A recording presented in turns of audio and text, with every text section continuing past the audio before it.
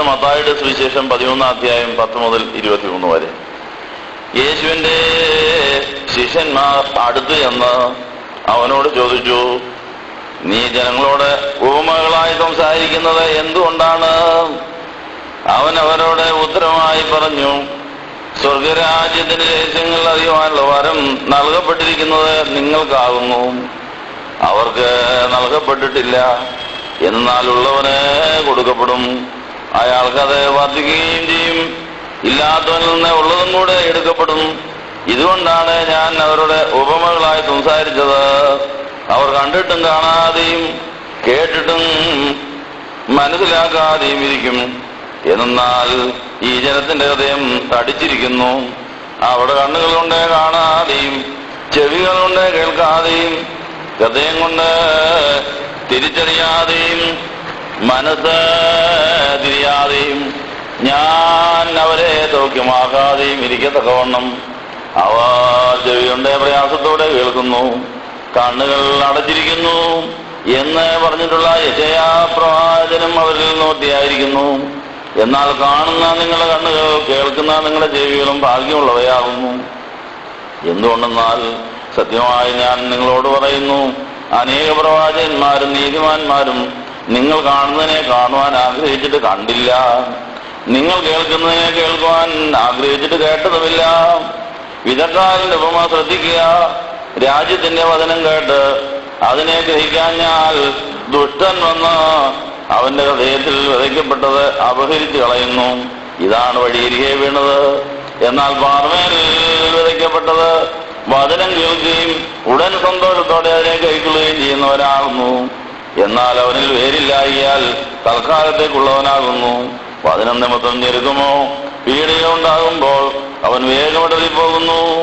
മുൾച്ചെടികളുടെ ഇടയിൽ വിതയ്ക്കപ്പെട്ടവയോ വചനം കേൾക്കുകയും ലോകചിന്തയും ധനത്തിന്റെ വശ്യതയും ആ വചനത്തെ ഫലശൂന്യമാക്കുകയും ചെയ്യുന്നതാണ്. എന്നാൽ നല്ല നിലത്തെ വിതയ്ക്കപ്പെട്ടത് വചനം കേട്ട് ഗ്രഹിക്കുകയും 30, 60, 100 മേനി ഫലം കായ്ക്കുകയും ചെയ്യുന്നതാകുന്നു. കർത്താവിനാൽ സ്നേഹിക്കപ്പെട്ടവരെ, പെന്തിക്കോസ്ത് പെരുന്നാളിന് ശേഷമുള്ള 8-ാം ഞായറാഴ്ച പ്രഭാതത്തിൽ വായിക്കേണ്ട വേദഭാഗം വായിച്ചിരിക്കുന്നു. അടുത്ത ഞായറാഴ്ചത്തെ ആരാധന ആത്മാവിൽ ശ്രദ്ധയിലുമായി അത് പുത്തൻ ശക്തിയും പുത്തൻ വീര്യവും നൽകുന്നതാകാനുള്ള ലാഭത്തോടുകൂടി പെന്തിക്കോസ്തിയുടെ അനുഭവം ജ്വലിപ്പിക്കുവാൻ ഈ വചനം എങ്ങനെ ഉതകുന്നു പഠിക്കുവാൻ നമുക്ക് സ്വല്പം സമീപിക്കാം. വിശുദ്ധ മത്തായിയുടെ സുവിശേഷം 11-ാം അധ്യായം 10 മുതൽ 23 വരെയുള്ള വേദഭാഗം അടുത്ത ഞായറാഴ്ച പ്രഭാതത്തിൽ വായിക്കേണ്ടതാണ്. വചനം കേൾക്കുവാനും വചനം കാണുവാനും പറ്റിയ വിധത്തിലാണ് നിങ്ങൾ ആരാധനയ്ക്ക് ഇരിക്കേണ്ടത്. നല്ലവണ്ണം നിൽക്കണം, നല്ലവണ്ണം ഇരിക്കണം എന്നൊക്കെ പറഞ്ഞതിന്റെ കാര്യം ഇത് വളരെ വിലയേറിയതാണ്. ഈ സമയം ഇങ്ങനൊരു അവസരം നിങ്ങൾക്ക് ആയിരത്തിനും കിട്ടുമോ എന്നുള്ളത് വളരെ സംശയമുള്ള കാര്യമാണ്. ഇത് വീട് കിട്ടുന്ന ഒരു ഭാഗ്യമാണ്. അനേകർക്ക് കാണാൻ കഴിഞ്ഞിട്ടും അനേകർക്ക് കാണാൻ കഴിയാതെ പോയതാണ് ഇതെന്നുള്ള കാര്യം, അനേകർക്ക് കേൾക്കാൻ കഴിയാതെ പോയതാണിതെന്നുള്ള കാര്യം ഈ ഇന്നത്തെ വേദഭാഗത്തിൽ നമ്മൾ കേൾക്കുകയുണ്ടായി. എന്താണ് അതിന്റെ സാരം? ഈ ലഭിച്ചിരിക്കുന്ന അവസരം ഈ ആയുസ്സിൽ ലഭിക്കുമോ നമുക്ക് അറിഞ്ഞുകൂടാ. അതുകൊണ്ട് കുഞ്ഞുങ്ങളെ കൊണ്ടിരുന്നവർ ആ കുഞ്ഞുങ്ങളുടെ കണ്ണ് ത്രോണോസിൽ എത്തത്തക്കവണ്ണം അവർ കണ്ണുകൊണ്ട് പല കാര്യങ്ങൾ കേൾക്കാനിടയാവും. കണ്ണുകൊണ്ട് ചില കാര്യങ്ങൾ പഠിക്കാം. കേൾക്കുന്നതിനേക്കാൾ കണ്ടാണ് കാര്യങ്ങൾ പഠിക്കുന്നത്. അതുകൊണ്ട് ആരാധനയ്ക്ക് വരുന്നവർക്ക് വചനം കാണാനും വചനം കേൾക്കാനും പറ്റിയ തരത്തിൽ ആരാധന സ്ഥലം ക്രമീകരിച്ചിരിക്കുന്നു. നല്ലവണ്ണം നിന്നോണം, നല്ലവണ്ണം ഇരുന്നോണം എന്ന് പറഞ്ഞതിന്റെ കാര്യം ഇതൊക്കെ ന്യായവിധിക്ക് വരും. നിങ്ങൾ ഇത്രാം തീയതി ഈ 2006 ഇന്ന് ഈ ജൂലൈ മാസം 22-ാം തീയതി മൈലപ്രാമ കുര്യാക്കോസ് ധ്യാന മന്ദിരത്തിൽ ഇന്ന കാര്യം ഞാൻ നിന്നോട് പറഞ്ഞില്ലേ, നീ എന്താ കേൾക്കാൻ? ഞാൻ അന്ന് ചോദിക്കും. എനിക്ക് നിങ്ങളോടൊന്നും പറയാനില്ല, എനിക്ക് പ്രസംഗിക്കാനൊരു കൊതിയില്ല, ഇതിനൊന്നും കൊതിയില്ല, ഈ പണി എന്നെ ഏൽപ്പിച്ചതുകൊണ്ട് ഞാനിവിടെ നിൽക്കുകയാണ്. ഞാൻ ലൗഡ് സ്പീക്കറിനെ പോലെ മാത്രം നിൽക്കുന്ന ഒന്നും കരുതി കൂട്ടിയല്ല. ആരെയും പ്രസാദിപ്പിക്കാനും അല്ല, ആരെയും പിണക്കാനും അല്ല, ആരെയും ഡിഫെൻഡ് ചെയ്യുവാനും അല്ല, ആരെയും അറ്റാക്ക് ചെയ്യുവാനും അല്ല. ഇതെന്നുള്ള കാര്യം മുൻകൂറെ പറഞ്ഞിരിക്കുന്നു. ഞാൻ നിങ്ങളെ പോലെ വചനം കേൾക്കാൻ ധ്യാനിക്കാനും വന്ന ഒരാളാണ്. എന്നാൽ ഇതിന്റെ കൂട്ടത്തിൽ വചനം വിതയ്ക്കാനുള്ള ജോലി കിട്ടി. വചനം കേൾക്കാൻ വന്നയാളിന് വചനം വിതയ്ക്കാനുള്ള പണി ചിലപ്പോൾ കിട്ടും. കിട്ടിയാൽ ചെയ്യാതിരിക്കാനൊക്കുവോ? ഞാനിവിടെ വചനം കേൾക്കാൻ ധ്യാനിക്കാൻ വന്ന ഒരു വഴിപോക്കൻ നിങ്ങളെ പോലെ 32 കൊല്ലം മുമ്പാണെന്ന് മാത്രം. 32 കൊല്ലം മുമ്പ് ഒരു ജൂലൈ മാസം 26-ാം തീയതി വന്നിപ്പോ ഇതുപോലെ 32 കൊല്ലം കൃത്യം നിറഞ്ഞിരിക്കുക. ഒരു ജൂലൈ മാസത്തിൽ ഒരൊറ്റ രാത്രി ഉറങ്ങാൻ ഇവിടുത്തെ മാത്യു സർമ്പാച്ചന്റെ അടുത്തു നിന്ന് പ്രാർത്ഥിച്ച് ഒരു സന്ദേശം വാങ്ങാൻ വന്നതാ. എന്റെ ആത്മീയ പ്രശ്നത്തിലെ തടസ്സത്തിന് കാരണം എന്താ?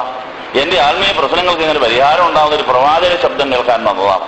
അങ്ങനെ ഒരു പ്രവാചകനെ തപ്പി ഇവിടം വരെ എത്തി. അദ്ദേഹത്തിൽ നിന്ന് കിട്ടിയ പ്രവാചക ശബ്ദം, ഇവിടെ നിൽക്കേ, ഇവിടെയാണ് നിന്റെ വേല, ബാക്കിയെല്ലാം വിട്ടേരെന്ന് പറഞ്ഞ് ദൈവശബ്ദം കേട്ട് ദൈവശബ്ദം ധ്യാനിച്ച് എന്റെ നഷ്ടപ്പെട്ട പ്രാണനെ ഒന്ന് വീണ്ടെടുക്കാൻ, എന്റെ ഹൃദയത്തിൽ വീഴുന്ന വചനങ്ങളെ തട്ടിക്കൊണ്ടുപോകുന്ന ദുഷ്ടനെയും പിശാചിനെയും ഒന്ന് കണ്ടെത്താൻ, അങ്ങനെ എന്റെ ഹൃദയം 100 പേന് വിളവുണ്ടാക്കുന്ന ഒരു വിളഭൂമിയാകാൻ വേണ്ടി ഈ പ്രവാചകന്റെ നിർദ്ദേശപ്രകാരം വചനം നിവർത്തിക്കുവാനും വചനം പഠിക്കാനും വന്ന ഒരാൾ മാത്രം. പക്ഷെ 32-ാം കൊല്ലത്തിൽ ഇന്ന് എനിക്ക് കിട്ടിയിരിക്കുന്ന ജോലി വന്നിരിക്കുന്നവർക്ക് വചനം കൊടുക്കാനും നിങ്ങളുടെ ഉള്ളിൽ വചനം വിതയ്ക്കാനുള്ള ഒരു ചുമതല ഏൽപ്പിച്ചപ്പോൾ അത് ചെയ്യാതിരിക്കാൻ നിവൃത്തിയില്ല. അത് ഉടയക്കാരന് വേണ്ടിയാണ്. അതുകൊണ്ട് വന്നതിന്റെ നിങ്ങൾ കൊണ്ടുവന്നിരിക്കുന്ന കുഞ്ഞുങ്ങൾക്ക് മധുഹ കാണാനും ഇത് കേൾക്കാൻ പറ്റിയ വിധത്തിൽ നിന്നോണം ഇരുന്നോണം എന്നാണ് പറഞ്ഞത്. എന്നാൽ അവർ അപശബ്ദം ഉണ്ടാക്കുന്ന സാഹചര്യത്തിൽ അവരെ വെളിയിലോട്ട് കൊണ്ടുപോവുകയും വേണം. അങ്ങനെ അവരെ വചനം കേൾപ്പിക്കുകയും വേണം, വചനത്തെ കാണിക്കുകയും വേണം. എന്നാൽ ആരാധനയ്ക്ക് തടസ്സം വരികയും വരുത്. ഇങ്ങനെയുള്ളതായ സൂക്ഷ്മതയോടുകൂടെ അവരുടെ ജീവിതത്തിൽ വചനം കേൾക്കുവാനും ഗ്രഹിക്കുവാനുള്ള അവസരങ്ങൾക്ക് ഒരു കൊടുക്കുന്നുള്ള കാര്യം അറിയിക്കുന്നു. നിങ്ങൾ ഇനി എഴുന്നേൽക്കുമ്പോൾ സൗമൻകാലോസ് എന്നുള്ള ശബ്ദം കേൾക്കുമ്പോൾ പുറകിൽ നിന്നാ ഒന്നും കാണാൻ വല്ലാത്ത കുഞ്ഞുങ്ങളെ കൊണ്ട് മുമ്പോട്ട് വേണേ വരാം. നിൽക്കുന്ന കുഞ്ഞുങ്ങളാണ് അവരെ മുമ്പിൽ ഇവിടെ കൊണ്ടുവേണം നിർത്താം, ഈ അഴുക്ക മുമ്പിൽ കൊണ്ട് നിർത്താം. അവരുടെ ജീവിതത്തിൽ ഇതുപോലെ അവസരം കിട്ടിയെന്ന് വരില്ല. ചിലപ്പോൾ ഇന്ന് വീഴുന്ന വിത്തായിരിക്കും അവരുടെ ജീവിതത്തിൽ ഫലം കായ്ക്കാൻ പോകുന്നത്. മറിയാം ആരാധന സ്ഥലത്ത് നിന്നപ്പോൾ, പ്രാർത്ഥിക്കാൻ നിന്നപ്പോൾ ഗബ്രിയേൽ മലാഹ കൊടുത്ത വചനമാണ് യേശു കുഞ്ഞായിട്ട് മാറിയത്. എന്ന് എപ്പം വീഴുന്ന വചനമാണ് ഫലമാകുന്നെന്ന് പറയാനൊക്കെയില്ല. അത് വലിയൊരു അത്ഭുതമാണ്. അനേക കാര്യങ്ങൾ ഒത്തുചേരുമ്പോഴാണ് ഒരു പൂമ്പൊടി ഒരു കായായി മാറുന്നത്. അനേക ഘടകങ്ങൾ ഒത്തുചേരുമ്പോഴാണ് ഒരു വിത്ത് ഒരു ചെടിയായി മാറുന്നത്. അത് ആരെല്ലാം ആഗ്രഹിച്ചാലും മോഹിച്ചാലും ഒന്നും നടക്കുന്ന കാര്യമില്ല. ദൈവം കൂടെ വിചാരിച്ചാലേ ഈ കാര്യം നടക്കുകയുള്ളൂ. ഇതെപ്പോൾ നടക്കുമെന്ന് പറയാനൊക്കെയില്ല. അതുകൊണ്ട് ഇന്നും നിങ്ങൾ ഒരേ വേദഭാവം വായിക്കും, ഒന്നും ഒരേ പള്ളിയിൽ പോവും, ഒന്നും ഒരേ പ്രസംഗം കേട്ടും, പക്ഷേ അതിലേതെങ്കിലും ഒരു വചനമായിരിക്കും നിങ്ങളുടെ ഉള്ളിൽ പതിയാൻ പോകുന്നത്, ആ ഫലമാകാൻ പോകുന്നത്. ആർക്കും അറിയാനൊക്കെയില്ല ഈ കാര്യം. അതുകൊണ്ട് ഈ അവസരം ഒരിക്കലും പാഴാക്കരുന്നുള്ള കാര്യം ഒരിക്കൽ കൂടി ഓർപ്പിച്ചിട്ട് ഇന്നത്തെ വേദഭാഗത്തിലേക്ക് കടക്കുകയാണ്. ഇന്ന് വിശുദ്ധ മത്തായിയുടെ സുവിശേഷം 13-ാം അധ്യായം 10 മുതൽ 23 വരെയുള്ള ഭാഗങ്ങളിൽ എന്താണ് എഴുതിയിരിക്കുന്നത്? ഈ തിരുവചനത്തിൽ പെന്തിക്കോസ്തിക്ക് ശേഷമുള്ള 8-ാം ഞായറാഴ്ച സന്ധ്യയ്ക്ക് വായിക്കേണ്ട വേദഭാഗത്തിന്റെ മറുവശം, വേറൊരു വശം മത്തായി ശ്ലീഹ എഴുതിയിരിക്കുകയാണ്. മർക്കോസിന്റെ സുവിശേഷത്തിൽ എഴുതിയ കാര്യം വിധക്കാരന്റെ ഉപമ തന്നെയാണ്. അത് സന്ധ്യയ്ക്ക് ധ്യാനിച്ചു. എന്നാൽ പ്രഭാതത്തിൽ ധ്യാനിക്കേണ്ടത് മത്തായിയുടെ സുവിശേഷമാണ്. ഈ 2 വേദഭാഗങ്ങളിലും വിധക്കാരന്റെ ഉപമയെക്കുറിച്ചാണ് പരാമർശം. ഇത് 2 കാലത്ത് 2 വിധത്തിൽ 2 ഉദ്ദേശത്തോടെ എഴുതപ്പെട്ടതാണ്. അങ്ങനെ പല സമയത്ത് പല വിധത്തിൽ എഴുതപ്പെട്ട വചനമാണെങ്കിലും അവ ഇണചേർത്ത് ചിന്തിക്കുമ്പോൾ കിട്ടുന്ന പുതിയ സന്ദേശമുണ്ട്. ഈ 2 സന്ദേശങ്ങളും പരിശുദ്ധാത്മാവാണ് എഴുതിയിരിക്കുന്നത്. 2 കാലത്ത് 2 വിധത്തിൽ 2 സാഹചര്യങ്ങളിൽ 2 ഉദ്ദേശത്തോടെയാണെന്ന് മാത്രം. ഇങ്ങനെ പല കാലങ്ങളിലും പല ഇടങ്ങളിലുമായി പലരിൽ കൂടെ എഴുതപ്പെട്ടതായ വചനം ഒരേ പരിശുദ്ധാത്മാവ് കൊടുത്തതായതുകൊണ്ട് അതിനൊരു പൊരുത്തമുണ്ട്. ഇവർ 2 പേരും ആലോചിച്ചുകൊണ്ടല്ല ഇത് എഴുതിയതെങ്കിലും ഇവരെ 2 പേരെ കൊണ്ട് ചെയ്യിപ്പിച്ച ഒരേ പരിശുദ്ധാത്മാവായതുകൊണ്ട് ഇവയ്ക്ക് തമ്മിലൊരു പൊരുത്തമുണ്ട്. അവ ചേർത്ത് വെച്ച് പഠിക്കുമ്പോൾ മാത്രം കിട്ടുന്ന ചില പുതിയ സന്ദേശങ്ങളുണ്ട്. വിശുദ്ധ മർക്കോസിന്റെ സുവിശേഷം 4-ാം അധ്യായം 1 മുതൽ 21 വേദഭാഗത്തിൽ വിധക്കാരന്റെ ഉപമയിൽ പറഞ്ഞതും മത്തായിയുടെ സുവിശേഷം 13-ാം അധ്യായം പറഞ്ഞിരിക്കുന്ന ഇത് 2 അവതരണം 2 രീതിയിലാണ്. ഈ 2ഉം കൂടെ ചേർത്ത് വെച്ച് പഠിക്കുമ്പോൾ മാത്രം കിട്ടുന്ന ചില പുതിയ സന്ദേശങ്ങളുമുണ്ട്. എന്താണ് ആ സന്ദേശം? ഉപമ വെളിയിൽ വെച്ച് പറഞ്ഞു, വ്യാഖ്യാനം അകത്ത് വെച്ചാണ്. വെളിയിൽ വെച്ച് പറഞ്ഞ ഉപമ കേട്ടിട്ട് ആയിരക്കണക്കിന് പേര് അവരുടെ വീട്ടിലേക്ക് പോയി. അവിടെ ഹൃദയത്തിൽ പതിഞ്ഞ വാക്യം വചനങ്ങളൊന്നും ഫലം കായിച്ചില്ല. അവര് കിട്ടിയതായ ഭക്ഷണമോ രോഗസൗഖ്യം കൊണ്ട് തൃപ്തിപ്പെട്ട അവിടെ ഇരുന്നു. പക്ഷെ അവർ കേട്ട വചനത്തിന്റെ പൊരുൾ അറിയാൻ വീണ്ടും യേശുവിന്റെ അടുത്തേക്ക് പലരും വന്നില്ല. എന്നാൽ കർത്താവിന്റെ ശിഷ്യന്മാർക്ക് മാത്രമാണ് ആ പൊരുൾ അറിയുവാൻ യേശുവിന്റെ അടുത്തേക്ക് മടങ്ങി വരാൻ സാധിച്ചത്. ഈ മർക്കോസിന്റെ സുവിശേഷത്തിൽ എഴുതിയിരിക്കുന്നത് ഈ കർത്താവിന്റെ ഉപമയെക്കുറിച്ച് വെളിയിൽ വെച്ച് കേട്ട കാര്യം അറിയുവാൻ അവർ യേശു തനിച്ചിരുന്നപ്പോൾ കൂടെ എന്താണ് ശിഷ്യന്മാർ യേശുവിനോട് ചോദിച്ചു എന്നാണ് വിശുദ്ധ മർക്കോസിന്റെ സുവിശേഷത്തിൽ എഴുതിയിരിക്കുന്നത്. എന്നാൽ വിശുദ്ധ മത്തായി അത് എഴുതുന്നത് മറ്റു വിധത്തിലാണ്. വിശുദ്ധ മത്തായി 13-10 ആരംഭിക്കുന്നത് യേശുവിന്റെ ശിഷ്യന്മാർ അടുത്ത് എന്ന് അവനോട് ചോദിച്ചു, നീ ജനങ്ങളോട് ഉപമകളായി സംസാരിക്കുന്നത് എന്തുകൊണ്ടാണ് എന്ന്. അപ്പൊ ഉപമകളെ കുറിച്ച് സംസാരിക്കുന്നത് എന്താണെന്ന് ചോദിച്ചതിന് ശേഷമാണ് കർത്താവ് ഉപമയെക്കുറിച്ചുള്ളതായ വ്യാഖ്യാനം ആരംഭിക്കുന്നത്. അങ്ങനെ ഉപമയെക്കുറിച്ച് ചോദിച്ച സാഹചര്യം മർക്കോസ് പറഞ്ഞത് ദൈവരാജ്യത്തിന്റെ രഹസ്യം അറിയുവാനുള്ള വരം നിങ്ങൾക്ക് നൽകപ്പെട്ടിരിക്കുന്നു പറഞ്ഞ സാഹചര്യത്തിൽ തനിച്ചിരുന്നപ്പോൾ കൂടെ ഉണ്ടായ ശിഷ്യന്മാർ ഉപമയെക്കുറിച്ച് ചോദിച്ചെന്നേ പറഞ്ഞുള്ളൂ. എന്താണ് ചോദിച്ചെന്നുള്ള കാര്യം, എങ്ങനെയാ ചോദിച്ചെന്നുള്ള മത്തായിയാണ് എഴുതിയിരിക്കുന്നത്. ചോദിച്ചതിന്റെ വിശദീകരണം മത്തായി എഴുതിയിരിക്കുന്നത്, നീ ജനങ്ങളോട് ഉപമകളായി സംസാരിക്കുന്നത് എന്തുകൊണ്ടാണെന്നാ ചോദിച്ചത്. അവൻ അവരോട് ഉത്തരം പറഞ്ഞു, സ്വർഗരാജ്യത്തിന്റെ രഹസ്യങ്ങൾ അറിയാനുള്ള വരം നൽകപ്പെട്ടിരിക്കുന്നത് നിങ്ങൾക്കാവുന്നു. അപ്പോൾ സ്വർഗരാജ്യത്തിന്റെ മർമ്മങ്ങൾ ഗ്രഹിക്കുവാൻ വരം ലഭിച്ചവർക്ക് മാത്രമേ യേശുവിന്റെ അടുത്ത് രണ്ടാമത് വരാനൊക്കുള്ളൂ, അല്ലെങ്കിൽ വീണ്ടും അകത്തിയെല്ലാം സാധിക്കുള്ളൂ. നിങ്ങളിപ്പോൾ യേശുവിന്റെ അകത്താണോ പുറത്താണോ? പെന്തിക്കോസ്തിക്ക് ശേഷം 8-ാം ഞായറാഴ്ച തിരിച്ചറിയേണ്ട കാര്യമാണ്. നിങ്ങൾ സ്വർഗത്തിലേക്ക് അപേക്ഷ അയച്ചാൽ ആ വിവരം നിങ്ങളെ ദൈവം അറിയിക്കും. ഇവിടെ അതിന് ഒരു സ്കാനിങ് മെഷീൻ ഉണ്ട്. നിങ്ങൾ ചോദിക്കുന്ന ചോദ്യങ്ങളുടെ മറുപടി കണ്ടെത്താൻ സെർച്ച് എഞ്ചിനുള്ള ഒരു കമ്പ്യൂട്ടർ ഇവിടെ ഉണ്ട്. നിങ്ങൾ ഈ ചോദ്യം നിങ്ങൾ എത്ര പേരുടെ ഹൃദയത്തിൽ നോയിരുന്നു, കർത്താവ് ഞാനിപ്പം ഈ ചാപ്പലിനകത്തായിരിക്കുന്നത്, ഞാൻ നിന്റെ അകത്താണോ? ശിഷ്യന്മാർ പുറത്തു വെച്ചാണ് ഉപമ കേട്ടത്, അകത്ത് വെച്ചാണ് വ്യാഖ്യാനം തുടങ്ങിയത്. അവര് കർത്താവിനോട് ചോദിച്ചു, കർത്താവേ നീ വെളിയിൽ വെച്ച് ഉപമ മാത്രമേ പറയുന്നുള്ളൂ, ഉപമയല്ലാതെ ഒന്നും പറയുന്നില്ല. ഒരു ഉപമ കഴിഞ്ഞാൽ അടുത്ത ഉപമയിലേക്ക് ചാടും. അങ്ങനെ അനേക ഉപമകൾ പറഞ്ഞിട്ട് കർത്താവ് ഒന്ന് സ്ഥലമിടും. എന്നാൽ ശിഷ്യന്മാർക്ക് അകത്ത് വെച്ച് അതിന്റെ വ്യാഖ്യാനം കൊടുക്കും. നിങ്ങൾ ഈ ദേവാലയത്തിൽ എത്ര ഉപമ കേട്ടിരിക്കുന്നു, ഏതെല്ലാം കാര്യങ്ങൾ മനസ്സിലാക്കി ചെയ്യും. പക്ഷേ രണ്ടാമത് യേശുവിന്റെ അകത്ത് എന്ന് ഇതിന്റെ അർത്ഥം എന്താണെന്ന് ചോദിച്ചിട്ടുണ്ടോ? നിങ്ങൾ യേശുവിന്റെ അകത്താണോ പുറത്താണോ? ക്രിസ്തുവിലായാൽ ഒരുവൻ ക്രിസ്തുവിന്റെ അകത്തായാലവൻ പുതിയ സൃഷ്ടിയാകുന്നു എന്ന് 2 കൊരിന്ത്യർ 14 അധ്യായത്തിൽ 5-ാം അധ്യായത്തിന് 14 മുതൽ 2 കൊരിന്ത്യർ 5-ന്റെ 14 മുതൽ താഴോട്ട് വായിച്ചു വരുമ്പോൾ അവിടെ പൗലോസ്ലീഹ പറയുന്നുണ്ട്, ക്രിസ്തുവിന്റെ അകത്തും ക്രിസ്തുവിന്റെ പുറത്തും 2 അനുഭവം. ഈ പൗലോസ്ലീഹ ക്രിസ്തുവിന്റെ പുറത്തായിരുന്ന് ക്രിസ്തുവിനെ ഉപദ്രവിച്ചൊരു കാലമുണ്ട്. പൗലോസ്ലീഹ ക്രിസ്തുവിനെ വിശ്വസിച്ച്, ക്രിസ്തുവിന്റെ വചനം വിശ്വസിച്ച് ക്രിസ്തുവിന്റെ അകത്തായൊരു കാലമുണ്ട്.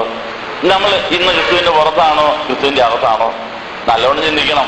ഇനി അകത്തും പുറത്തും ആകുന്ന അനുഭവത്തിന് വേറെ വിശദീകരണം കൂടി ഉണ്ട്. യേശുവിന്റെ അകത്ത് 10% 90% പിശാചിന്റെ കയ്യിലും ആകാൻ സാധ്യതയുണ്ട്. മാമോദീസായിൽ ഒരു ദിവസത്തെ പ്രാണൻ യേശുവിന്റെ അകത്താവും. ആ പടിയെ മുരടിച്ചാവിച്ചിരിക്കാൻ സാധ്യതയുണ്ട്. നിങ്ങളിപ്പോൾ ദേവാലയത്തിൽ വന്നിട്ട്, പള്ളിയിൽ വന്നിട്ട്, സഭയുടെ അംഗങ്ങളായിട്ട് മാമോദീസായിട്ട് എത്ര വർഷമായി നിങ്ങൾക്കറിയാം. പക്ഷെ ഇന്ന് നിങ്ങൾ യേശുവിന്റെ അകത്താണോ യേശുവിന്റെ പുറത്താണോ? ഇനി യേശുവിന്റെ അകത്താണെങ്കിൽ എത്ര ശതമാനമായി, എത്ര ശതമാനം വെളിയിലായി? ഇവിടെ ധ്യാനിക്കാൻ വരുന്നവരുടെ പ്രാർത്ഥനാ വിഷയങ്ങൾ എഴുതിയെടുക്കുമ്പോൾ നിങ്ങൾക്ക് രജിസ്ട്രേഷൻ ഫോം തരുന്നുണ്ട്. ഇപ്പോൾ 80 ചോദ്യങ്ങളുള്ള രജിസ്ട്രേഷൻ ഫോം. അത് സ്വയപരിശോധന വിവേചന സഹായി എന്ന് പറഞ്ഞൊരു കൊച്ചു പുസ്തകം. ആ പുസ്തകം കമ്പ്യൂട്ടറിലേക്ക് ഇപ്പോൾ ഫീഡ് ചെയ്തുകൊണ്ടിരിക്കുകയാണ്. നിങ്ങളുടെ വിവരങ്ങൾ അതിൽ രേഖപ്പെടുത്തി അതിൽ കിട്ടുന്ന മറുപടി അനുസരിച്ചാണ് ഇപ്പോൾ കൗൺസിലിംഗ് നടത്തിക്കൊണ്ടിരിക്കുന്നത്. ഇവിടെ കൗൺസിലിംഗ് നടത്താൻ ഇവിടെ സൗകര്യം ഇല്ലാത്തതുകൊണ്ട് അത് വേറെ സ്ഥലത്തേക്ക് മാറ്റിയിരിക്കുകയുമാണ്. ഇവിടെ രജിസ്ട്രേഷൻ മാത്രമേ ഉള്ളൂ, കൗൺസിലിംഗ് മറ്റൊരു സ്ഥലത്താണ്. കമ്പ്യൂട്ടർ അവിടെയാണ് ഇപ്പോൾ. കാരണം ഇത് ഇവിടുന്ന് പോയി, ഇവിടുത്തുകാർക്ക് വേണ്ടാത്തതുകൊണ്ട് ഇവിടുന്ന് പോയി. അപ്പം ഈ വചനവും വചന ശുശ്രൂഷയും ധ്യാനവും കൗൺസിലിംഗും ഒക്കെ വേണ്ടാത്തടത്തേക്ക് അങ്ങ് പോകും, വേണ്ടിയിടത്തേക്ക് അങ്ങ് മാറും. അങ്ങനെ യേശുവിനെ ഒരിടത്ത് വേണ്ടാന്ന് വെച്ചാൽ വേറെത്തേക്ക് പോയി. യേശുവിനെ നാട്ടുകാർ തള്ളിയപ്പോൾ വേറെ സ്ഥലത്തെത്തി. മാത്യു സമ്പാദിനെ അട്ടച്ചാക്കിൽ നിന്ന് തള്ളിയപ്പോൾ മൈലപ്രായിൽ വന്നു. അങ്ങനെ മൈലപ്രായ ശുശ്രൂഷ ഉണ്ടായി.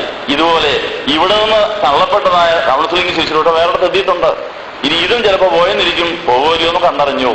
അതുകൊണ്ട് എപ്പോഴാണ് ഇതൊക്കെ പോകുന്നെന്ന് വരുന്നെന്ന കാര്യം നിങ്ങൾ തിരിച്ചറിയണം. നിങ്ങളുടെ ഉള്ളിൽ യേശു കയറിയോ, നിങ്ങൾ യേശുവിന്റെ അകത്താണ്. ഈ 2 അനുഭവമുണ്ട്. ഞാൻ നിങ്ങളിലും നിങ്ങൾ എന്നിലും വസിക്കണമെന്ന് പറയുന്നു. ഈ അനുഭവം എത്രത്തോളമായി നിങ്ങൾക്ക് തിരിച്ചറിയാൻ കഴിഞ്ഞിട്ടുണ്ടോ? നിങ്ങളുടെ ഉള്ളിൽ യേശു ഉണ്ടോ, യേശുവിൽ നിങ്ങളുണ്ടോ?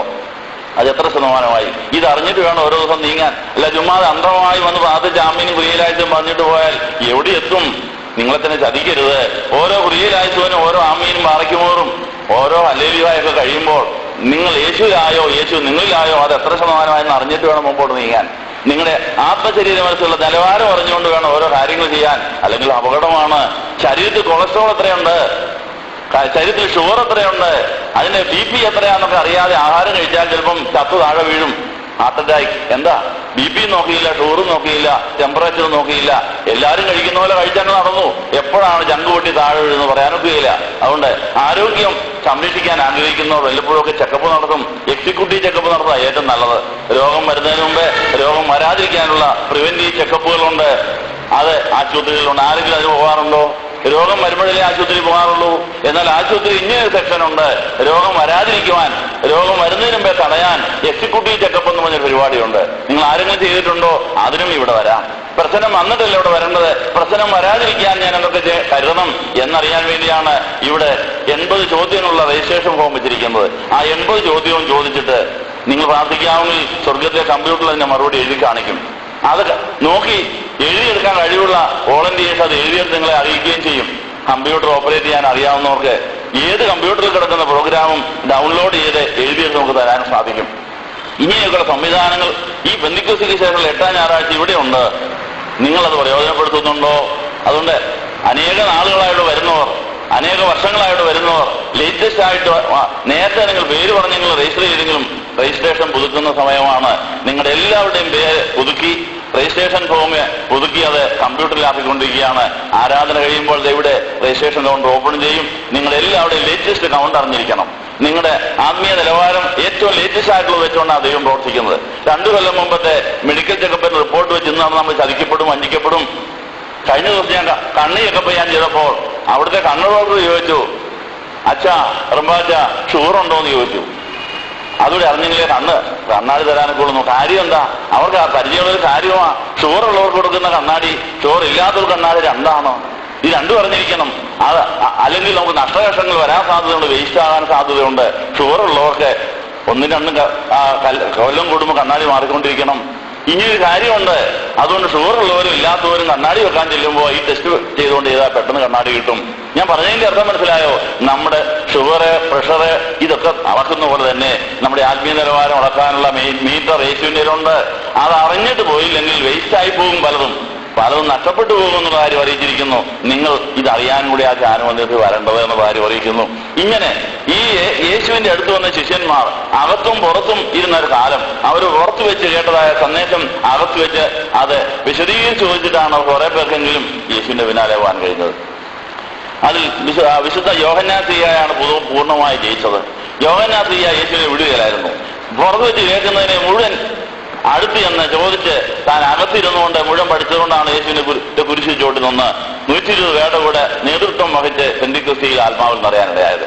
മാതാവും യോഹന്നാനും മക്കളിലും മറിയുമൊക്കെ യേശുവിന്റെ പുറകെ നിന്ന് പോകാൻ സമയമില്ലാതെ വേറൊരു കാര്യത്തിലും ഈ ഓരോ ദിവസവും പുറത്തു വെച്ച് കേൾക്കുന്ന കാര്യം ചോദിക്കാൻ പുറകെ പിന്നെ പോവുക. അങ്ങനെ രാത്രികളും പകലുകളും ചെലവഴിച്ചിട്ടാണ് ഇവർ ഉയർത്തെഴുന്നേൽപ്പിന് ശേഷം യേശുവിന്റെ കൂടെ സഭയുടെ ജീവനുള്ള കല്ലുകളായി മാറി. ഇതുപോലെ രാവും പകലും ബന്ധപ്പെട്ടാൽ മാത്രം നടക്കുന്ന ഒരു കാര്യമാണ് ക്രിസ്തീയ ജീവിതം. അതിന് രാവും പകലും ധ്യാനിക്കേണ്ട വിഷയമുണ്ട്. അത് 1 മണിക്കൂർ കേട്ടിട്ട് പോയാൽ തീരുന്നതല്ല. രാവും പകലും ധ്യാനിക്കാനുള്ള വക ഉൾക്കൊണ്ടുകൊണ്ട് വേണം പോകാനുള്ള കാര്യം കൂടി ഓർപ്പിക്കുന്നു. ഇവിടെ ഇതാ വിശുദ്ധ മർക്കോസും വിശുദ്ധ മത്തായിയും ഈ ഉപമകളെ കുറിച്ചുള്ള കാര്യം കൂടി ഓർപ്പിക്കുകയാണ്. ഇവർ രണ്ടുപേരുടെ എഴുത്തുകൾ ചേർത്ത് വെച്ച് പഠിക്കുമ്പോഴാണ് ഒരാൾ പറയാത്തത് മറ്റേയാൾ പറഞ്ഞിട്ടുണ്ട്. രണ്ടും കൂടെ ചേർക്കുമ്പോൾ അതിന്റെ പൂർണ്ണരൂപം 4 സുവിശേഷകരും എഴുതിയിരിക്കുന്ന വേദഭാഗങ്ങളുണ്ട്. അത് 4 നിരത്തി വെച്ച് വായിച്ച് നോക്കണം. ഈ 4 പേരും പറയാത്തത് വേറെ ചിലർ പറഞ്ഞു കാണും, അതും കൂടെ ചേർക്കണം. ഇങ്ങനെ സഭാചരിത്രത്തിൽ ഈ വേദഭാഗത്തെക്കുറിച്ച് പഠിപ്പിച്ചിട്ടുള്ളതും ഗ്രഹിച്ചിട്ടുള്ള എല്ലാ പിതാക്കന്മാരുടെയും പഠിപ്പിക്കൽ ചേർത്ത് വെച്ചാലേ പൂർണ്ണമാകുള്ളൂ. അങ്ങനെ തമ്മിൽ പ്രബോധിപ്പിച്ചെങ്കിലേ ഹൃദയം കഠിനമാകാതിരിക്കുമെന്ന് എബ്രായ ലേഖന കർത്താവ് 3-ാം അധ്യായത്തിൽ ഇന്ന് വായിച്ചു, ഇന്ന് എഴുതി. അതുകൊണ്ട് നാം ഈ സഭയിലുള്ള എല്ലാ ദൈവമക്കളുടെയും ഉപദേശങ്ങൾ, അവരുടെ പ്രബോധനങ്ങളിൽ അവരുടെ സാക്ഷ്യങ്ങളോടെ കിട്ടിയാലേ നമുക്ക് പൂർണ്ണമായിട്ട് വേദപുസ്തകം പഠിക്കാനൊക്കെ ഉള്ളൂ. വേദപുസ്തകം പൂർണ്ണമായിട്ട് എഴുതപ്പെട്ടിട്ടില്ല. വേദപുസ്തകത്തിന്റെ ചില കാര്യങ്ങൾ യേശു പറഞ്ഞ വചനത്തിൽ ചില കാര്യങ്ങൾ എഴുതിയിട്ടുള്ളൂ, ബാക്കി ഓരോരുത്തരുടെ ഹൃദയങ്ങളിൽ കിടക്കുകയാണ്. ആ 1-ാം നൂറ്റാണ്ടിൽ യേശുവിന്റെ വചനം കേട്ട ആയിരക്കണക്കിന് പേരുടെ ഹൃദയങ്ങളിലാണ് ഈ വചനം മുഴുവൻ കിടക്കുന്നത്. അതിലെ പെന്തിക്കോസ്തിയിൽ കാത്തിരുന്ന 120 പേർക്കാണ് വചനം മുഴുവനും ഫലമാക്കാൻ കഴിഞ്ഞത്. ആ 120 പേരുടെ ഉള്ളിൽ യേശു പറഞ്ഞ വചനം മുഴുവൻ ഉണ്ടായിരുന്നു. അത് അടുത്ത തലമുറയ്ക്ക് അവർ പറഞ്ഞു കൊടുത്തുകൊണ്ടിരുന്നു വാമൊഴിയായി. അത് ചിലത് മാത്രമേ എഴുതാനത്തുള്ളൂ. അതുകൊണ്ട് വേദപുസ്തകം മാത്രം പോരാ സഭാജീവിതത്തിന്, സഭാചരിത്രവും കൂടെ വേണം. 1-ാം നൂറ്റാണ്ട് മുതൽ 21-ാം നൂറ്റാണ്ട് വരെ സഭയിൽ ജീവിച്ച വിശുദ്ധന്മാരും പിതാക്കന്മാരും ഗ്രഹിച്ചു വെച്ചിരിക്കുന്ന അവരുടെ അനുഭവങ്ങളുടെ ചേർന്നവരെ പൂർണ്ണമാകൂ, അല്ലെങ്കിൽ ഹൃദയം കഠിനപ്പെട്ടു പോകും. അതുകൊണ്ട് വചനം കേൾക്കുമ്പോൾ ഹൃദയം നല്ല നിലമായിരുന്നാൽ മാത്രം പോരാ, വചനം കേട്ടതിന് ശേഷം ഹൃദയം കഠിനപ്പെടാൻ സാധ്യതയുണ്ട്. അതിന് വീണ്ടും പ്രബോധനങ്ങളും ശോധനകളും ശാസനകളും ആവശ്യമാണ്. എന്ന് പറഞ്ഞാൽ ഒരു വിത്തിടുന്ന സമയം, ആ വിത്തിടുന്ന സ്ഥലം തയ്യാറാക്കാൻ നമ്മൾ വളരെയധികം ബന്ധപ്പെടുന്നുണ്ട്. പാറ പൊട്ടിക്കാം, കളകൾ പറിക്കാം, കിളയ്ക്കാം, അത് ഉഴുതുമറിക്കാം, അത് നിരപ്പാക്കാം. ഇങ്ങനെ ചെയ്യാവുന്ന പണിയെല്ലാം ചെയ്തിട്ടാണ് വിത്തിടാറുള്ളത്. പക്ഷേ വിത്തിട്ടതിന് ശേഷം കുറെ നാളുകൾ പിന്നെയും കിളയ്ക്കാൻ ചെല്ലുന്നത് എന്തിനാ? വിത്തിട്ടപ്പോഴത്തെ പരുവല്ല, കുറെ നാൾ കഴിയും, കുറെ മഴയും വെയിലും ഒക്കെ കൊണ്ടു കഴിയുമ്പോൾ ഇളകി കിടന്നിരുന്ന മണ്ണ് വീണ്ടും ഉറയ്ക്കുന്നു, കട്ടി പിടിക്കുന്നു. ആ കട്ടി പിടിച്ചിരിക്കുന്ന അവിടുന്ന് വേരോടാൻ പ്രയാസമായതുകൊണ്ട് ആ കൃഷിക്കാരൻ ആ കൃഷി വിളവുകൾക്ക് തടസ്സം വരാത്ത തരത്തിൽ, അതിന് വേരോടാൻ പറ്റിയ തരത്തിൽ അതിന് പറ്റിയ ആയുധങ്ങൾ ഉപയോഗിച്ച് മണ്ണിളക്കിയിടുന്നു. വേര് മുറുകയും വരുത്, മണ്ണിളകുകയും വേണം. ആ പരിചയമുള്ളവരെ കൊണ്ട് മണ്ണിളക്കും. അപ്പൊ ആദ്യം മണ്ണ് ഇളകിയെടുത്താണിത് വിതച്ചതെങ്കിലും മണ്ണ് പിന്നെയും കഠിനപ്പെടുക എന്ന് പറയുന്ന കാര്യം ആവർത്തിച്ചുണ്ടാകുന്ന ഒരു അനുഭവമാണ്. അപ്പൊ പല പ്രാവശ്യം കിളയ്ക്കേണ്ടി വരും. കിളയ്ക്കുക എന്ന് പറയുന്ന ഇച്ചിരി വേദനയുള്ള കാര്യമാണ്. കിളയ്ക്കാനുള്ള തൂമ്പ, അത് കളത്തൂമ്പ, കൊച്ചു തൂമ്പായും വലിയ തൂമ്പായൊക്കെ ഉണ്ട്, പലതരം ഉപകരണങ്ങളുണ്ട്. ഇത് ഈ മണ്ണിനെ വേദനിപ്പിക്കുകയാണ്. അതിന്റെ കാഠിന്യം മാറ്റാൻ, അതിനെ തകർക്കാൻ വേദനയുടെ അനുഭവങ്ങൾ, ശാസനയുടെ അനുഭവങ്ങൾ, ശോധനകൾ ഇവയൊക്കെയും നമ്മുടെ ഹൃദയത്തിൽ വീണ വിത്ത് 100 മേനി വിളവ് കായ്ക്കുവാൻ കൃഷിക്കാരൻ അതിന്റെ കളയെടുക്കുവാനും അതിന്റെ കാഠിന്യം കുറയ്ക്കുവാനും അതിനെ ഇളക്കുവാനും നിയോഗിച്ച വേലയാണെന്ന് തിരിച്ചറിയുമോ? ഈ കാര്യമായിട്ട് പറഞ്ഞതിന് ചുരുക്കം. ശിഷ്യന്മാർ കേട്ട വചനം കൂടെ അത് ഫലം കായ്ക്കുന്നവരെയും കിളച്ച് വളമിട്ട് വെള്ളമൊഴിച്ച് അതിനെ പാകപ്പെടുത്തുവാൻ വീണ്ടും വീണ്ടും യേശുവിന്റെ അകത്തും യേശുവിന്റെ പുറത്തും പണികളുണ്ടായിരുന്നു.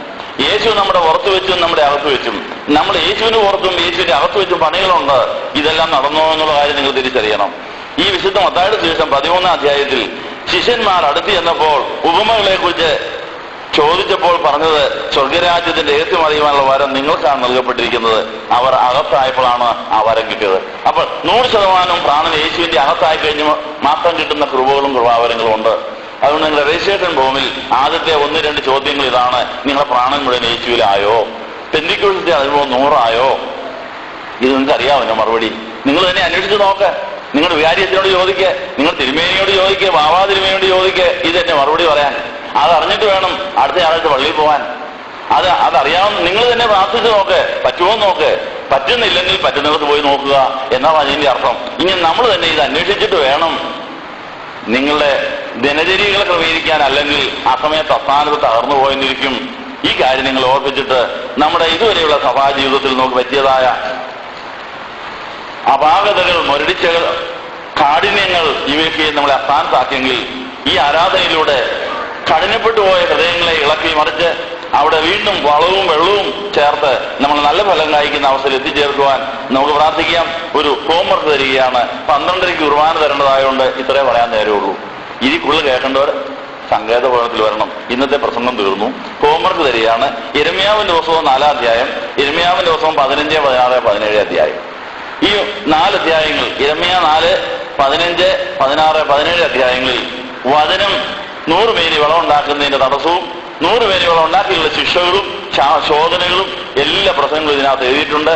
യിരെമ്യാവിന്റെ 4, 15, 16, 17 അധ്യായങ്ങളുമായി ഇന്ന് വായിച്ച ഈ വേദഭാഗങ്ങൾ ഇണചേർക്കാമെങ്കിൽ നിങ്ങൾക്ക് പുതിയ സന്ദേശങ്ങൾ കിട്ടും. അതിവിടെ വെച്ച് പറയാൻ നേരമില്ലാത്തതുകൊണ്ട് ഇവിടുത്തെ പരിപാടി നിർത്തിയിരിക്കുന്നു. 12:30 കുർബാന നിർത്തി പോകാൻ പോവാണ്. കർത്താവ് അനുഗ്രഹിക്കപ്പെട്ട് പെന്തക്കോസ്ത് പെരുന്നാളിന് ശേഷം 8-ാം ഞായറാഴ്ചത്തെ ആരാധനയ്ക്കുള്ള ഒരുക്കധ്യാനം 2-ാം ദിനത്തിൽ ഇവിടെ എത്തിയിരിക്കുന്നു. ഇതിന് നാളത്തെ ഒരുക്കധ്യാനം സങ്കേതഭവനത്തിൽ നടക്കും. 4-ാം ദിവസം ഇവിടെ ഈ ചാപ്പലിൽ വെച്ച് തന്നെ 4-ാം ദിവസം പെന്തക്കോസ്തിന് ശേഷം 8-ാം ഞായറാഴ്ച ആരാധനയ്ക്കായിട്ട് വരുമ്പോൾ അത് ആത്മാവിലും സത്യത്തിലുമായി അത് യേശുവിനെ പോലെ നമ്മളായിത്തീരുവാൻ, 100 മേനി വിളവുണ്ടാക്കുവാൻ, അനേകരുടെ ഹൃദയങ്ങൾ ഇനിയും വചനം വിതയ്ക്കാനുള്ള വിതക്കാരായി മാറുവാൻ, വചനം കേൾക്കുന്നവർ വചനം വിതയ്ക്കുന്നവരായി തീരണമെന്ന് കർത്താവ് ആഗ്രഹിക്കുന്നു. ശിഷ്യന്മാർ ആദ്യം വചനം കേട്ടു, അതിനുശേഷം വചനം വിതയ്ക്കാൻ ലോകത്തിന് അറ്റങ്ങളോളം ഐക്യപ്പെട്ടു. തോമാസിയ ഇന്ത്യയിൽ വചനം വിതയ്ക്കാൻ വന്നു. ആ വചനം വീണാണ് നമ്മുടെ പൂർവികർ ചന്ദ്രവരി, ലോലമറ്റം, കള്ളി, ആളയാങ്കൽ എന്ന ബ്രാഹ്മണ കുടുംബങ്ങളിൽ വചനം വീണ് അവർ ക്രിസ്ത്യാനികളായി. അവർ അടുത്ത തലമുറയ്ക്ക് അത് കൈമാറി. ഇങ്ങനെ തലമുറയായി കൈമാറി ഈ സുവിശേഷത്തിന്റെ ദീപശത നമ്മളിൽ എത്തിയിരിക്കുന്നു. നമ്മളിത് അടുത്ത തലമുറയ്ക്ക് കൈമാറുമോ? ഇതിനുള്ള തടസ്സം എന്താണ്? ഇതിന് കണ്ടെത്താൻ വേണ്ടി വചനം വിതയ്ക്കുക, വചനം കൊയ്യുക, ആ വചനം ജീവന്റെ അപ്പമാക്കി മാറ്റുക, ഇങ്ങനെയുള്ളതായ വേലയ്ക്ക് വേണ്ടി അവൻ നമ്മളെ വിളിച്ചിരിക്കുന്നു. ഇതിനുള്ള തടസ്സങ്ങൾ കണ്ടെത്തുവാൻ യിരെമ്യാവിന്റെ പുസ്തകം 4 അധ്യായവും 15, 16, 17 അധ്യായങ്ങൾ ഹോംവർക്കായിട്ട് തന്നു. അത് വായിച്ചിട്ട് നാളെ വരുമ്പോൾ വിശദീകരണം കേട്ട എന്നാൽ ഒരു സൂചന മാത്രം. യിരെമ്യാവിന്റെ പുസ്തകം 4-ാം അധ്യായത്തിന്റെ 3-ാം വാക്യത്തിൽ യഹൂദ പുരുഷന്മാരോടും യെരൂശലേമ്യരോടും യഹോവ ഇപ്രകാരം അരുളിച്ചെയ്യുന്നു, നിങ്ങൾ മുള്ളുകളുടെ ഇടയിൽ വിതയ്ക്കാതെ തരിശുതലം ഉഴുവീൻ. തരിശുതലം ഉഴുന്നതിന് ശേഷം മാത്രം മുള്ളുകളുടെ ഇടയിൽ വിതയ്ക്കുവാനുള്ള ഒരു ഉത്തരവാദിത്വം പെന്തിക്കോസ്തിലെ അനുഭവമുള്ളവർക്ക് മാത്രമേ. കേൾവിക്കാരുടെ ഉള്ളിൽ എന്ന് മാത്രം മുള്ളുണ്ട്. അത് വെട്ടിമാറ്റുവാൻ എത്ര വാക്കത്തി വേണം, അത് ഉഴുതു മറിക്കാൻ എത്ര കൊഴുക്കൾ വേണമെന്ന് അറിഞ്ഞിട്ട് ഇതിനെല്ലാം ഓർഡർ ചെയ്ത് ഇതൊക്കെ കഴിഞ്ഞിട്ട് വിത തുടങ്ങാവൂ. അല്ലെങ്കിൽ വിലയേറിയ വചനം മുള്ളുകളുടെ വിധത്തിന്റെ കേസ് നമുക്കുണ്ടാവും. അതുകൊണ്ട് നമ്മുടെ അന്യ ജീവിതത്തിൽ അസമയത്ത് അസ്ഥാനത്ത് മുള്ളുകളുടെ വിതച്ചിട്ട് ഒരു ഗുണം ഉണ്ടാകാഞ്ഞതിന്റെ ലോകത്തെക്കാൾ വിലയുള്ള ദൈവത്തിന്റെ വലിയ വചനം അത് അസ്ഥാനത്ത് വിതച്ചതിന്റെ കെടുതികൾ ഇന്ന് അനുഭവിക്കുമ്പോൾ സ്വർഗം ദുഃഖിക്കുന്നു. നമ്മളതിന് ഉത്തരം പറയേണ്ടി വരും. ഒരു ഹോംവർക്കിന് ഒരു പണി തന്നിരിക്കുന്നു. എവിടെയെല്ലാം മുള്ളുകളിൽ വിതച്ചതിന്റെ കേസുണ്ട്, എത്ര കേസ് നമ്മുടെ കയ്യിൽ കാണും? നമ്മുടെ വീട്ടിലോ നമ്മുടെ സഭയിലോ ഇടവയിലോ ആത്മഫലങ്ങൾ പെയ്യാത്തതിന്റെ കാര്യം ഈ വചനം അനുസരിക്കാത്തതുകൊണ്ടാണ്. നമ്മുടെ ഉള്ളിലും മറ്റുള്ളവരുടെ ഉള്ളിലും എന്തുമാത്രം മുള്ളുണ്ടെന്ന് നോക്കിയിട്ട്, മുള്ളുകളുടെ വിത്തുണ്ടെന്ന് നോക്കിയിട്ട് വിതയ്ക്കാവൂ. ആദ്യം നമ്മുടെ ഉള്ളിലെ മുള്ളുകൾ കണ്ടെത്തുക. അത് കഴിഞ്ഞ തലമുറയിൽ നിന്ന് വന്നു വീണത് പല വിധത്തിലാണ് മുള്ളുകൾ വരുന്നത്. മുള്ളിന്റെ വിത്തുകൾ പലതരത്തിൽ വരും. അത് തൊണ്ടിൽ കൂടി ഒഴുകി വരുന്ന വെള്ളം നമ്മുടെ പറമ്പിലോട്ട് കയറിയാൽ ആ വെള്ളത്തിൽ നമ്മുടെ കൃഷിസ്ഥലത്തേക്ക് ഒഴുകി വരുന്ന വെള്ളത്തിന്റെ കൂടെ ചില വിത്തുകൾ കാണും, മുള്ളിന്റെ വിത്ത് കാണും. കാറ്റത്ത് പറന്നു വരുന്ന മുള്ളിന്റെ വിത്തുകൾ. അപ്പൂപ്പൻ താടി എന്ന് പറഞ്ഞൊരു സാധനം കേട്ടിട്ടുണ്ടോ? ഒരു വിത്താണ്. അത് മുള്ളുള്ള ഒരു ചെടിയാണ്, മുള്ളൊരു മരമാണ്. ആ മുള്ളുള്ള മരത്തിൽ ഉണ്ടാകുന്ന ഒരു വിത്താണ്. അത് പറന്നു വന്ന് നമ്മുടെ സ്ഥലത്ത് വീഴും. അങ്ങനെ വായുവിലൂടെയും വെള്ളത്തിലൂടെയും നമ്മുടെ ഹൃദയത്തിൽ വന്നു ചേരുന്ന മുള്ളുകളുടെ വിത്തുണ്ട്. അത് എത്രയുണ്ടെന്ന് കണ്ടെത്തി അതിനെ കൈകാര്യം ചെയ്തിട്ട് നല്ല നിലമായിട്ടേ വിതയ്ക്കാവൂ. അതുകൊണ്ടാണ് അനേക നാളെ സ്ത്രീയുടെ സന്തതി സർപ്പത്തിന്റെ നിലയെ ചതയ്ക്കും എന്ന വചനം നിവൃത്തിയാകാൻ വേണ്ടി ആയിരക്കണക്കിന് വർഷമാണ് ദൈവം കാത്തിരുന്നത്. എന്താ? അത് പറഞ്ഞ അന്നു മുതൽ അനേക തലമുറകളിൽ മുള്ളില്ലാത്ത ഒരു നിലം ഉണ്ടാകാൻ വേണ്ടി ദൈവം കാത്തിരിക്കുക. ഓരോ തലമുറയിൽ നിന്ന് ശുദ്ധി ചെയ്താണ് യോയാക്കീമിന്റെയും ഹന്നായുടെയും വിളനിലം മുള്ളില്ലാത്ത നിലമായി മാറി. അവരെ കൊണ്ട് 40 ദിവസം ഉപവാസം എടുപ്പിച്ച് അവരെ വരട്ടിച്ച് അവിടെ നിലത്തുണ്ടായിരുന്ന എല്ലാ മുള്ളുകളെയും കത്തിച്ച് കളഞ്ഞതിന് ശേഷമാണ് മറിയാമെന്ന ആ കുഞ്ഞ് അവിടെ ജനിച്ചത്. ആ മറിയാമിന്റെ ഹൃദയത്തിൽ മുള്ളില്ലായിരുന്നു. മുള്ളില്ലാത്ത നല്ലൊരു നിലം അമ്മയ്ക്ക് കിട്ടി. അവിടെയോട്ട് യേശുവാകുന്ന വിത്തിനെ അങ്ങോട്ടിട്ടു. 100 മേനി വിളഞ്ഞു. അതാണ് ജീവന്റെ അപ്പമായത്തിന് ലോകം നൽകപ്പെട്ടത്. ഇങ്ങനെ കല്യാണം കഴിക്കുന്നതിന് മുമ്പ് കല്യാണം കഴിക്കാൻ പോകുന്ന മണവാട്ടി, കല്യാണം കഴിക്കാൻ പോകുന്ന മണവാള, നിന്റെ ഉള്ളിൽ എത്ര മുള്ളുണ്ടെന്നറിയാതെ ചുമ്മാ കയറി കെട്ടിയിട്ട് എന്നാ കാര്യം? കെട്ടിയിട്ട് വല്ല ഗുണമുണ്ടോ? ഇന്നിപ്പോ കോടതി കയറി ഇറങ്ങുക ഓരോരുത്തർ കെട്ടിയിട്ട്. ഏതാ ധൃതി വെച്ച് കെട്ടിയതാ. ഇതുവരെയും കേസ് 20 കൊല്ലമായിട്ട് ഇന്നും കോടതിയിൽ പോയിട്ട് വന്നവരുത്തനോട് ഇരിപ്പുണ്ട്. എന്താ? മുള്ള എത്രയുണ്ടെന്ന് നോക്കാതെ കെട്ടിയതിന്റെ കുഴപ്പം. അപ്പം അത് ധ്യാനം വന്നിട്ട് നിങ്ങളോട് സാക്ഷിക്കുകയാണ്. അവിടെ ധൃതി വെച്ച് ചെയ്യേണ്ട പണിയല്ലത്. വചനം കൊടുക്കുന്നതും കുടുംബജീവിതവും ഒക്കെ വചനം വിതയ്ക്കാനും കർത്താവിന്റെ മനുഷ്യാവതാര പ്രക്രിയ തുടരാനുമാണെന്നുള്ള കാര്യം അറിയിച്ചിരിക്കുന്നു. ഇനിയുമെങ്കിലും എന്റെ ഉള്ളിൽ, എന്റെ ഭാര്യയുടെ ഉള്ളിൽ, എന്റെ മക്കളുടെ ഉള്ളിൽ എത്ര മുള്ളിന്റെ വിത്തുണ്ട് അത് ഒളിച്ചിരിക്കും. അനുഗ്രഹത്തിന്റെ മഴ പെയ്യുമ്പോൾ അത് ചാടി ഇങ്ങോട്ട് വരുന്നത്. 6 കൊല്ലം അനുഗ്രഹത്തിന്റെ വലിയ പെരുമഴ പെയ്തപ്പോഴാണ് ഒരു കുടുംബത്തിലെ സുവിശേഷന്റെ കുടുംബത്തിലെ മുള്ളെല്ലാം കൂടെ മുളച്ചു വന്നിപ്പോ വലിയ ഇടർച്ചകളായി തീർന്നിരിക്കുന്നു. അവസാനം ആദ്യം ഒന്നും കണ്ടെത്തിയില്ല. അനുഗ്രഹത്തിന്റെ മഴ പെയ്യുമ്പോഴാണ്, അനുഗ്രഹത്തിന്റെ നീർച്ചാലിലാണ് മുള്ളുകളുടെ വചനം കൊണ്ട് ചെന്നു കഴിയുമ്പോഴാണ് അതിൻ്റെ കൂടെ ഇവിടെ മുളച്ചു വരിക. എത്ര വലിയ സങ്കടമാണെന്നുള്ള കാര്യം ചരിത്രം നമ്മളെ പഠിപ്പിച്ചിരിക്കുന്നു. അതുകൊണ്ട് നമ്മുടെയും മറ്റുള്ളവരുടെ ഉള്ളിൽ എത്ര മുള്ളുണ്ടെന്ന് അറിഞ്ഞിട്ട് വിതയ്ക്കാവൂ എന്നുള്ള കാര്യം പഠിപ്പിച്ചിരിക്കുന്നു. ഇങ്ങനെ നമ്മുടെ ഹൃദയത്തെ ശരിക്ക് ശോധന ചെയ്തില്ലെങ്കിൽ എന്തെല്ലാം ദൈവകോപം വരുമെന്നുള്ള കാര്യം യിരെമ്യാവിന്റെ ദിവസം 15, 16 അധ്യായങ്ങൾ വീട്ടിൽ പോയി വായിക്കുക. 17 അധ്യായത്തിന്റെ 5-ാം വാക്യം വായിച്ചുകൊണ്ട് ഈ ഹോംവർക്കിനുള്ള ഔട്ട്ലൈൻ തന്നിരിക്കുകയാണ്. യഹോവ ഇപ്രകാരം അരുളിച്ചെയ്യുന്നു. യിരെമ്യാ 17:5. മനുഷ്യനിൽ ആശ്രയിച്ച് ജഡത്തെ തന്റെ ഭുജമാക്കി ഹൃദയം കൊണ്ട് യഹോവ വിട്ടുമാറുന്ന മനുഷ്യൻ ശപിക്കപ്പെട്ടവൻ. നമ്മുടെ ഹൃദയം ദൈവത്തിൽ നിന്ന് വിട്ടുമാറി ജഡീക മനുഷ്യരിൽ ആശ്രയിച്ച് ബോഷ്ക്ക് വിശ്വസിച്ച് ബോഷ്ക്ക് വിതച്ച് വചനത്തെ ഞെരിക്കുന്ന മുള്ളു വിതയ്ക്കുന്നവരാകാനും സാധ്യതയുണ്ട്. വചനം സത്യമാണെങ്കിൽ ബോഷ്കിന്റെ വിത്ത് പിശാച് വിതച്ചുകൊണ്ടിരിക്കുന്നു. അപ്പൊ ഹവ്വയുടെ ഉള്ളിൽ പിശാച് ബോഷ്കിന്റെ വിത്താണ് വിതച്ചത്. നീ പഴം തിന്നോ, നീ പേടിക്കണ്ട, നീ ദൈവത്തെ പോലെയാകും. അവൾ അതങ്ങ് വിശ്വസിച്ചു. ദൈവത്തെ പോലെ ആകാനുള്ള കൊതിക്കാണ് വിലക്കപ്പെട്ട പഴം തിന്നത്. അവൾ നന്മ തിന്മ അറിയുന്നതിൽ ദൈവത്തെ പോലെയായപ്പോഴേ ചെയ്തത് തിന്മ. നീ മരിക്കുകയില്ലെന്ന് പറഞ്ഞോ, ദേഹി മരിച്ചു, ശരീരം ജീവനോടെ ഇരുന്നു. ജീവച്ഛവമായ കുറെ നാൾ ജീവിച്ചു എന്താ ഗുണം? ആ ഉണ്ടായിരുന്ന പ്രാണൻ എല്ലാം പാതാളത്തിലേക്ക് പോയി. അപ്പോൾ നമ്മൾ ഇന്ന് ജീവന്റെ വചനമാണോ സത്യവചനമാണോ ബോഷ്കിന്റെ വചനമാണോ വിതച്ചുകൊണ്ടിരിക്കുന്നത്? അറിഞ്ഞോ അറിയാതെയോ നമ്മൾ ഒന്നുകിൽ ബോഷ്ക്ക് അല്ലെങ്കിൽ സത്യം വിതച്ചുകൊണ്ടിരിക്കുകയാണ്.